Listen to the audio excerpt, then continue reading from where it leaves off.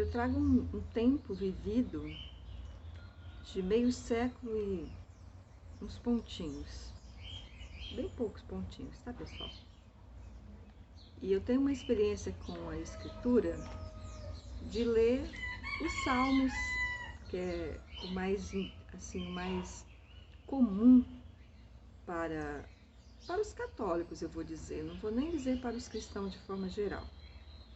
Então eu li, claro que eu fui como muitos, que focava em um salmo, aqueles que faziam bem, né, agradavam aquilo que meus ouvidos queriam ouvir. Pois fiz uma experiência de ler um salmo, vou dizer diariamente, porque eu posso ter pulado um dia ou outro.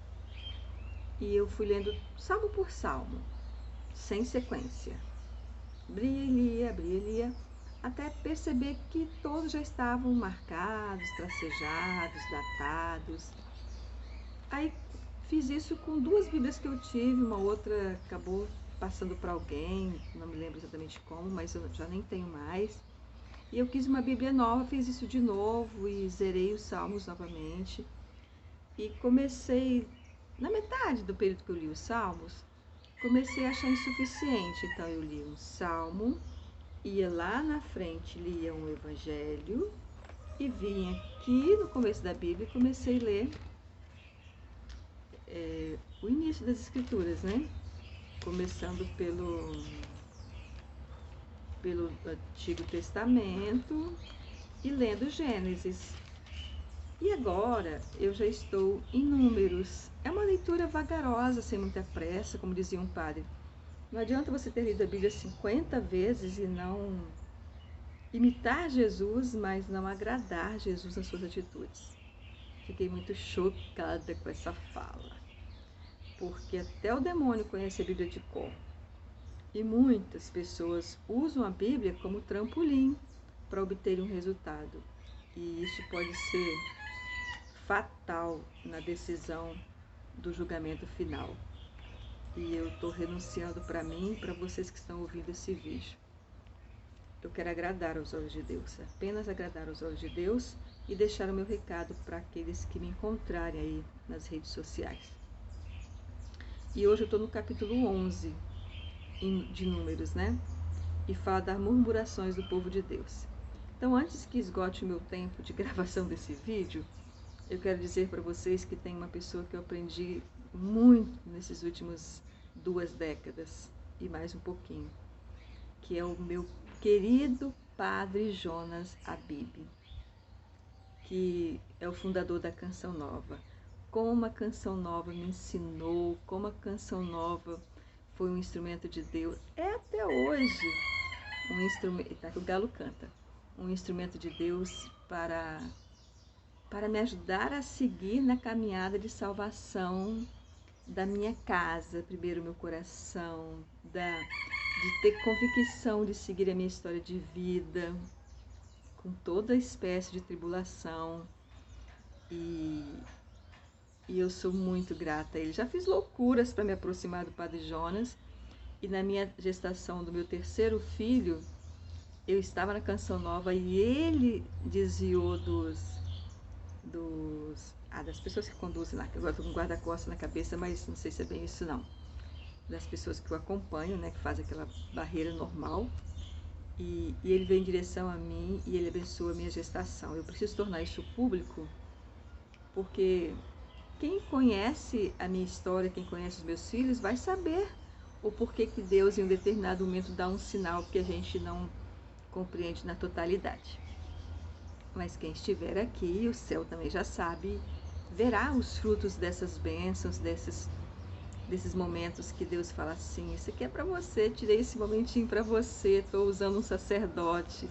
Sacerdotes são muito amados, eu vou escrever um livro, agora já é um compromisso público, sobre todos os sacerdotes que eu lembro fizeram parte da minha história. E vão entrar todos que eu conheço da Canção Nova, porque eu tenho gratidão pela Canção Nova.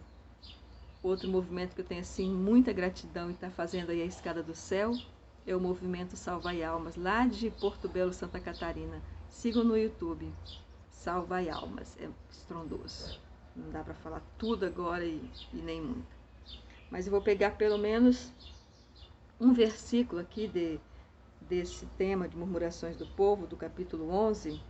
Vou pegar o versículo 19, 20 e 21. Até em homenagem à Nossa Senhora da Saúde, que ontem, a gente, todo dia 21 de cada mês, a gente recorda a nossa consagração à Nossa Senhora da Saúde.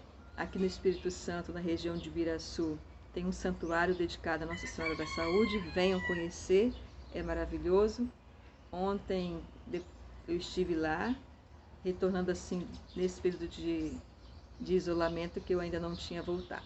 É tão gratificante, só posso te falar isso. Vamos ler 3 versículos e depois eu vou fazer meu dever de casa e vou ler todo o capítulo e um pouco mais. Faça você também. Então, no 19 diz o seguinte,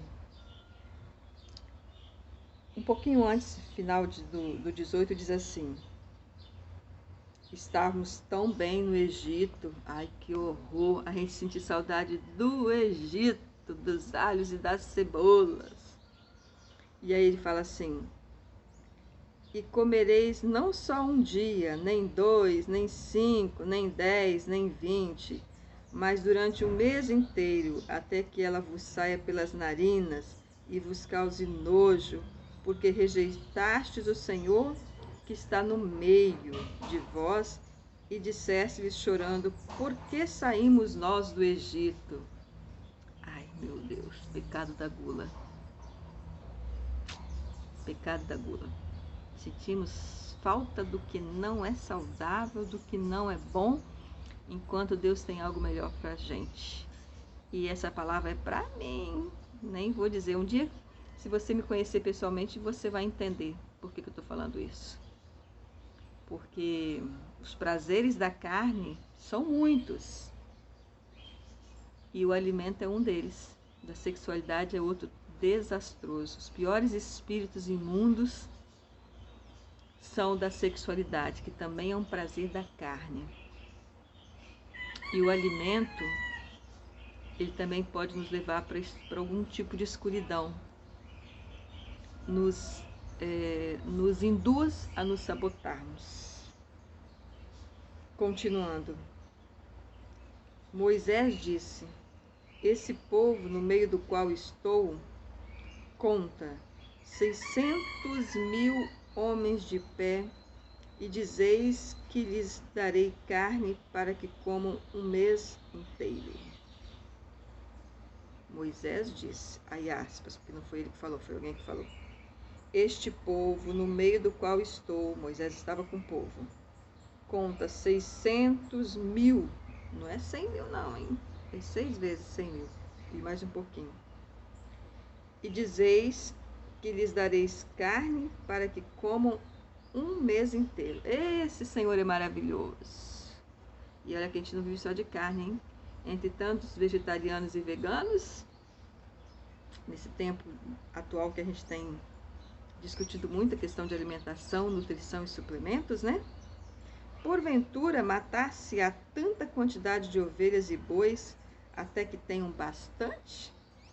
Ou juntar-se-ão ao todos os peixes do mar para fartá-los?